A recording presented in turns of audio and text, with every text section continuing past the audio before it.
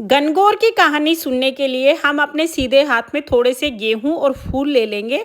गेहूं या फूल हाथ में लेके हम गणगौर की कहानी सुनेंगे। तो चलिए अब मैं आपको गणगौर की कहानी सुना देती हूँ। एक राजा था, एक माली था। राजा ने चना बोया और माली ने दूब बोई। राजा का चना बढ़ता गया परंतु माली के यहाँ दूब घटती चली गई।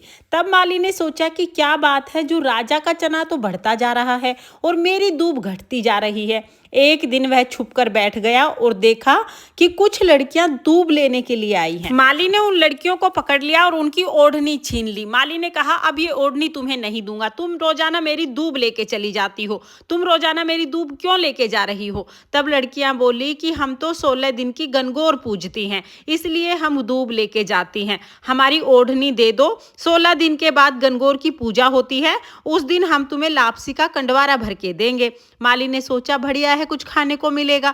माली ने उनके ओढ़ने उनको वापस दे दिए। 16 दिन पूरे हो गए। तब लड़कियां हलवा लापसी का कंडवारा भरकर माली को दे आई। माली ने लापसी का कंडवारा ओबरी में रख दिया। माली का बेटा आया, खाने के लिए मांगने लगा तो माली ने कहा, ओबरी में लापसी पड़ी है, वही ले ले।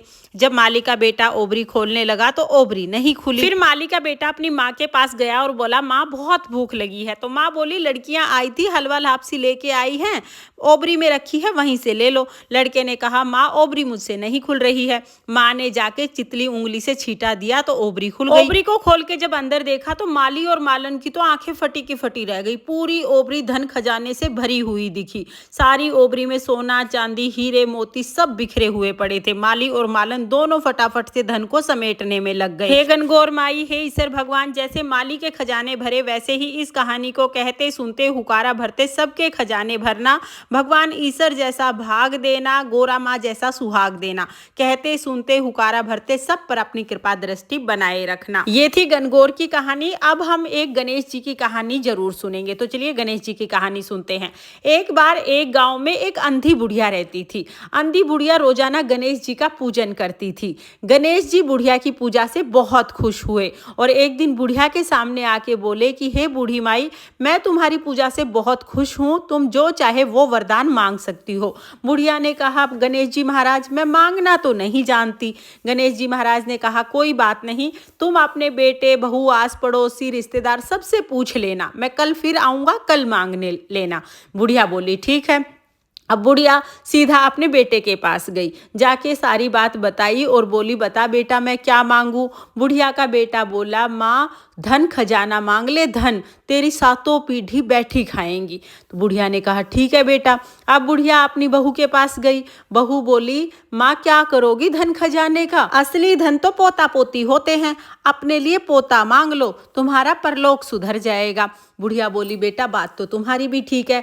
अब बुढ़िया अपनी पड़ोसन के पास चली गई। पड़ोसन बुढ़िया की सहेली थी। बुढ़िया ने सारी बात पड़ोसन को बताई तो पड़ोसन बोली कि क्या करेगी धन का और क्या करेगी पोते का, आंखें मांग ले आंखें, तेरा जन्म सुधर जाएगा।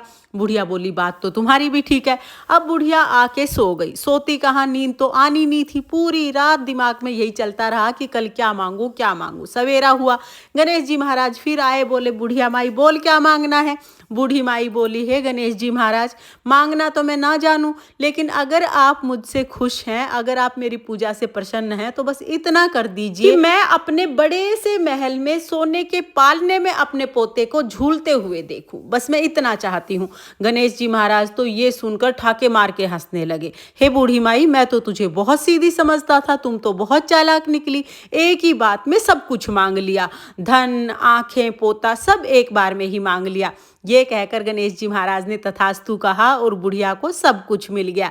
हे गणेश जी महाराज, जैसे आपने बुढ़िया की सारी इच्छाएं पूरी की, वैसे ही सबकी सब इच्छाएं पूरी करना और सब पे अपनी कृपा दृष्टि बनाए रखना। ये थी गणेश जी की कहानी। इस तरह से हमारी गणगौर की कहानी पूर्ण होती है। गणगौर की कहानी सुनने के बाद जो हमने हाथ में गेहूं के दाने और फूल लिए हैं, वो हम गणगौर माई को समर्पित कर देंगे और जल के लोटे में डाल देंगे। एक लोटा जल हमने जो लिया है उसमें हम ये डाल देंगे। तो इस तरह से हमारी गणगौर की कहानी पूर्ण हो जाएगी। कहानी सुनने के बाद जो जल का लोटा है वो हम सूर्य देवता को अर्घ दे देते हैं। तो आपको ये कहानी कैसी लगी कमेंट करके जरूर बताना। गणगौर मैया आप सभी को अखंड सुहाग दें, इसी कामना के साथ फिर मिलेंगे किसी और वीडियो में। राधे राधे।